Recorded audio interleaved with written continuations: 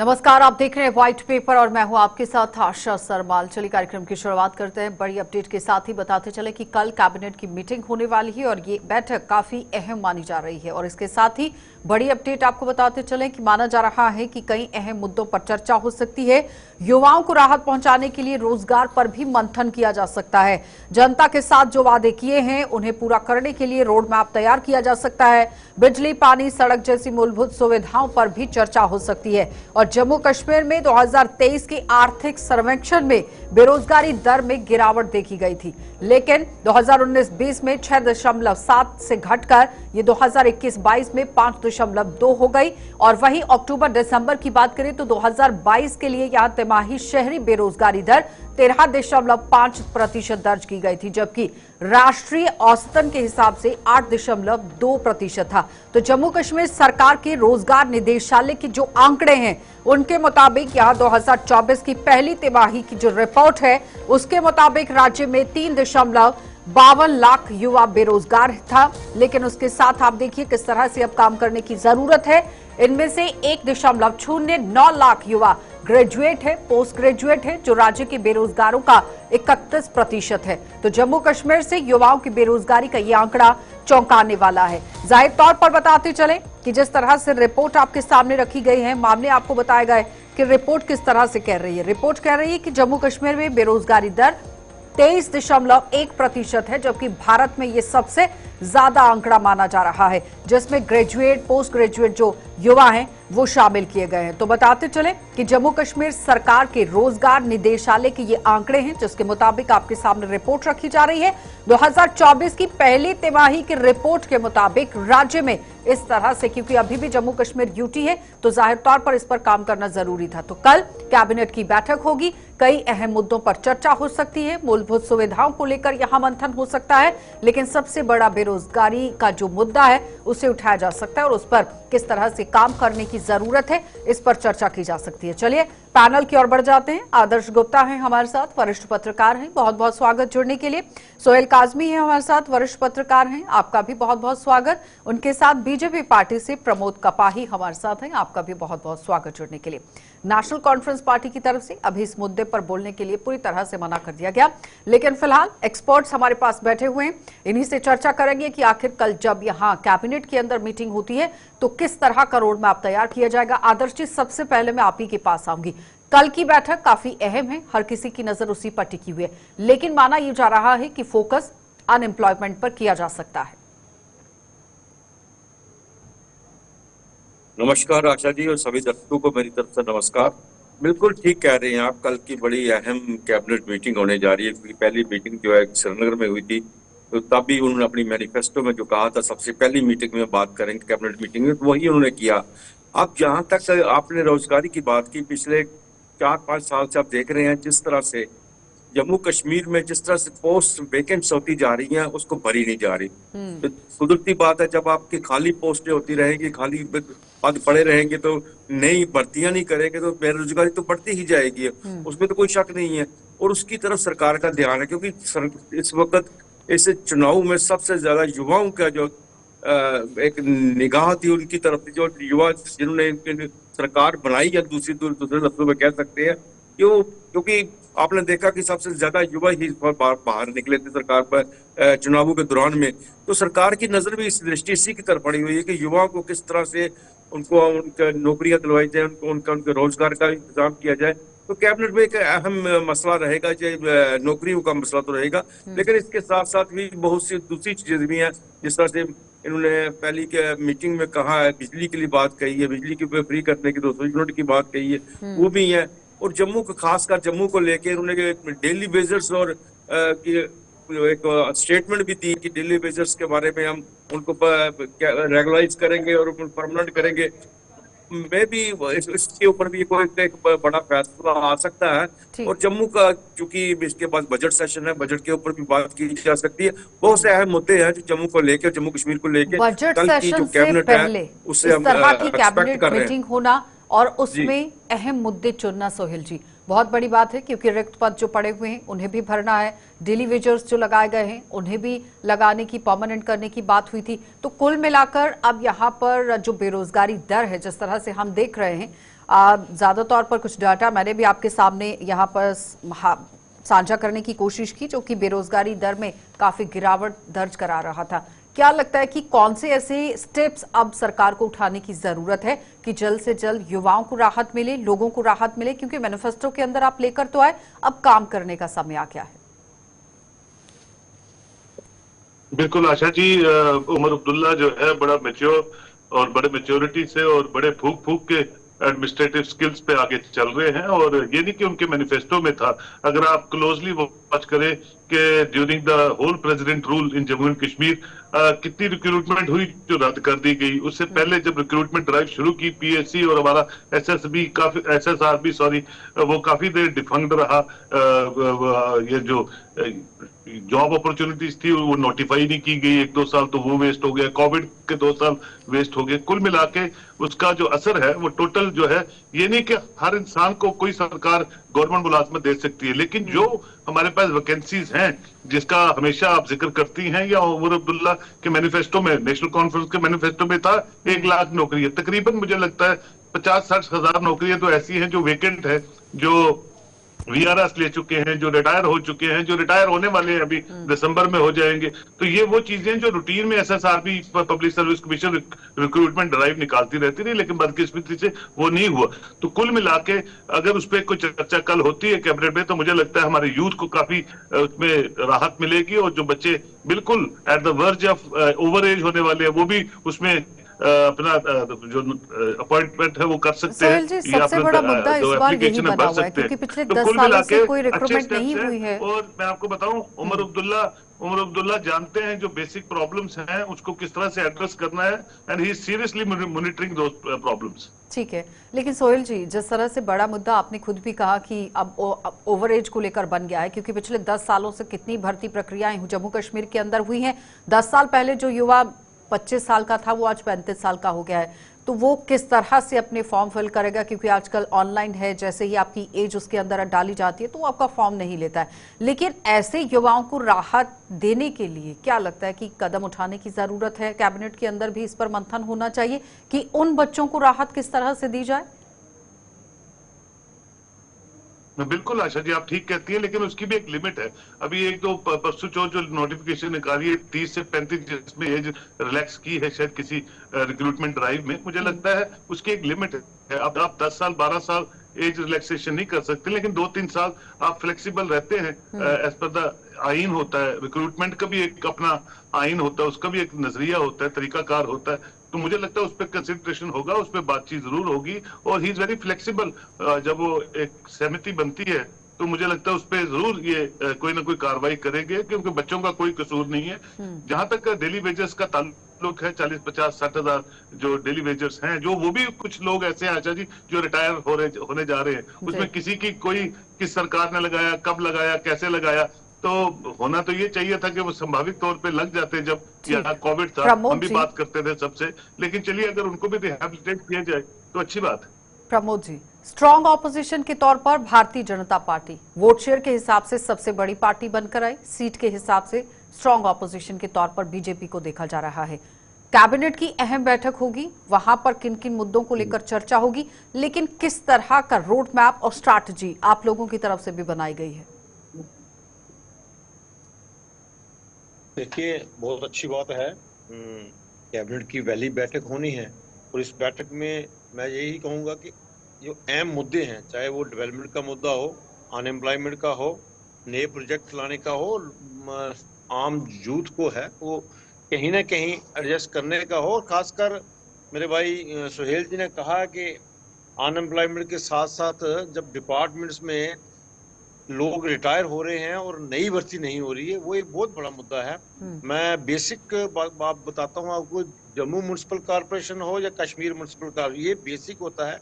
चाहे वो सफाई कर्मचारी की बात हो, चाहे वहाँ सुपरवाइजर की बात हो, चाहे वहाँ सैनिटरी इंस्पेक्टर की बात हो, चाहे किसी और वहाँ के जो एम्प्लॉइज उनकी बात हो। मुझे लगता है 30 साल से वहाँ कोई भी नई रिक्रूटमेंट नहीं हुई है, पुराने जो हैं वो रिटायर हो रहे हैं। आज हालात ये है कि इन ऑर्गेनाइजेशन में बिल्कुल ही एक एक एरिया जो है, एक एक सुपरवाइजर का जो इंचार्ज है उसको 10-10 एरिया दिए गए हैं और वो काम करना वाकई ही बहुत मुश्किल है। और इस कैबिनेट में ये डिसीजन जरूर होने चाहिए कि नई भर्ती हो, नए लोगों को नौकरी भी मिले, नया यूथ भी आगे आएगा और उसके साथ साथ डेवलपमेंट में भी उसका बहुत बड़ा योगदान होगा, क्योंकि डेवलपमेंट करने के लिए बिल्कुल जो है एम्प्लॉइज की जरूरत होती है, काम करने के लोगों की जरूरत होती है। लेकिन उसके साथ साथ प्रमोद जी, डेवलपमेंट करने के लिए फंड्स की भी जरूरत होती है जो सेंटर से लेकर आना है, तो एक तालमेल बनाने की जरूरत थी जिस पर उमर अब्दुल्ला ने काम किया। वो देखो, एक बात तो सही है कि किसी भी सरकार को, स्टेट की सरकार को चलाने के लिए उसको सेंटर के साथ तालमेल बनाना बहुत ही जरूरी है।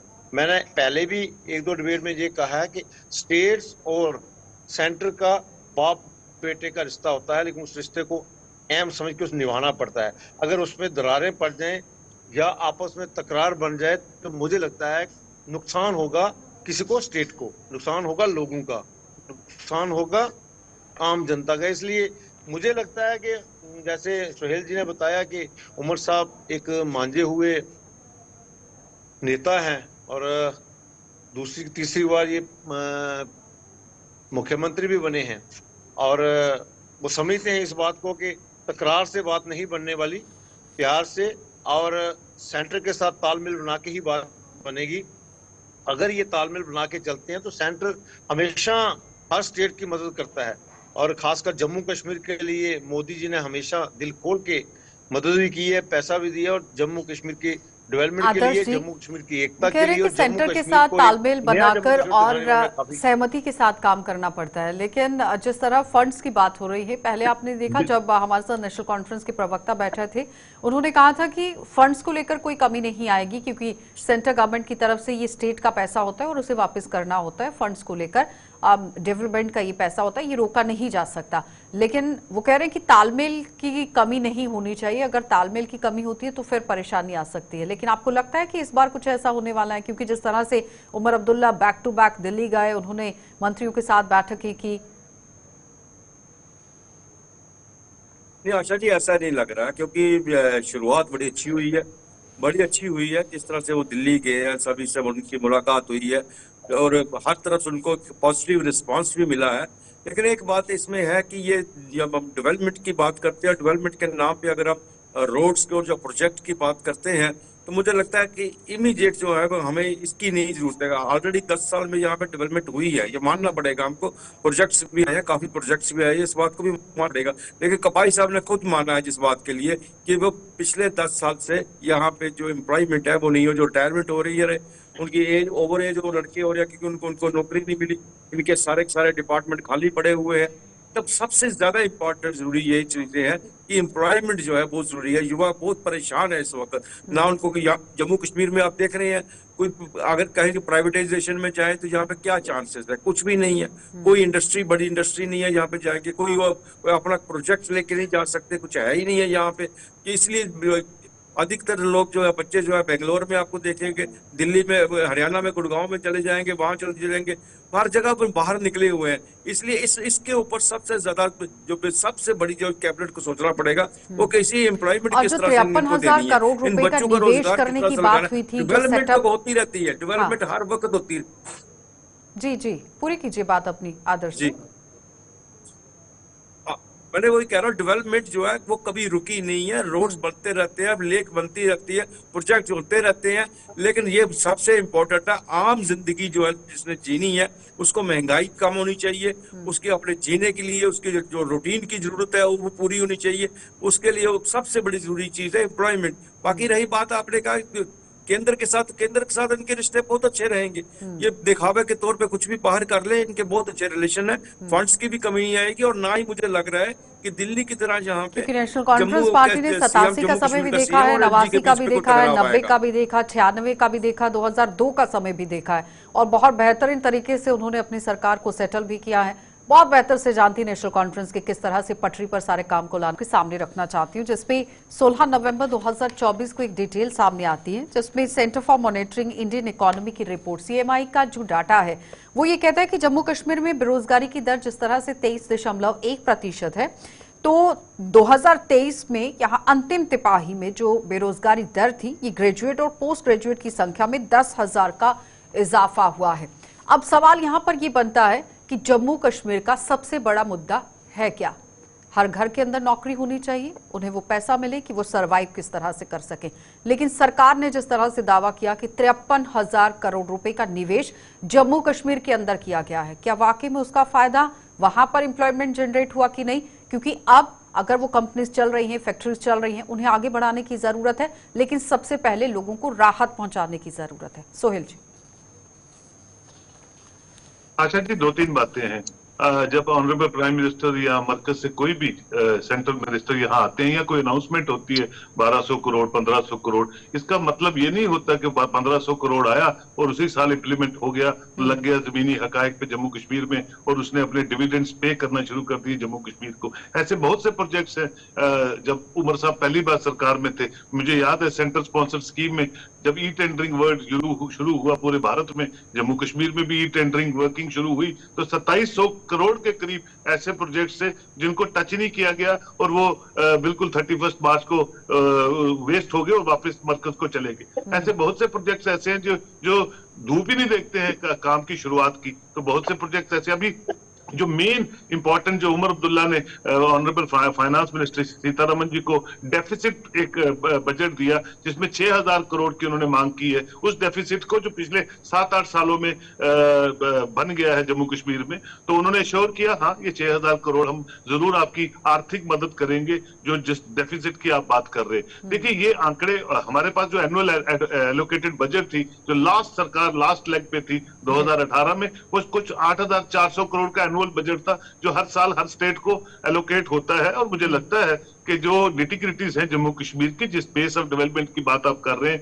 या एम्प्लॉयमेंट जनरेशन की बात कर रहे हैं, जो यूनिट्स प्राइवेटाइज की बात आप कर रहे हैं, ऑन ग्राउंड अभी वो बने नहीं ना चले हैं। जब चले ही नहीं, बने नहीं, तो एम्प्लॉयमेंट कहां से जनरेट करेंगे? ये बोलना भाषणों में चीजें और होती हैं, ऑन ग्राउंड उन चीजों का फायदा लोगों को कितना पहुंचता है ये देखना जो है, ये देखना कंपेयर करना बड़ा इंपॉर्टेंट होता है। अब नेशनल कॉन्फ्रेंस के लिए रहने वाली है सोहेल जी, क्योंकि फुल मेजॉरिटी में इस बार नेशनल कॉन्फ्रेंस है। देखिए सवाल तो नेशनल कॉन्फ्रेंस से ही दागे जाएंगे। बिल्कुल,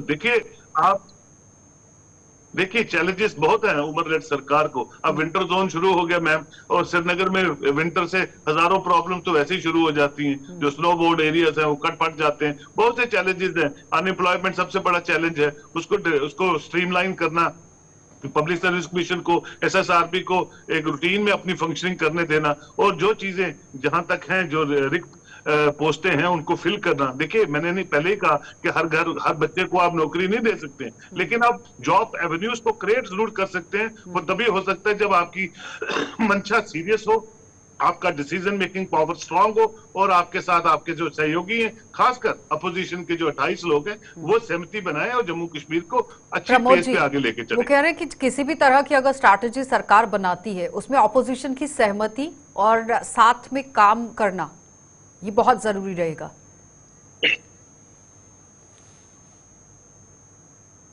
जी बिल्कुल, ये बात तो है ही है कि अगर सही ढंग से सरकार काम करती है तो अपोजिशन हमेशा साथ देती है। मुझे लगता है कि आप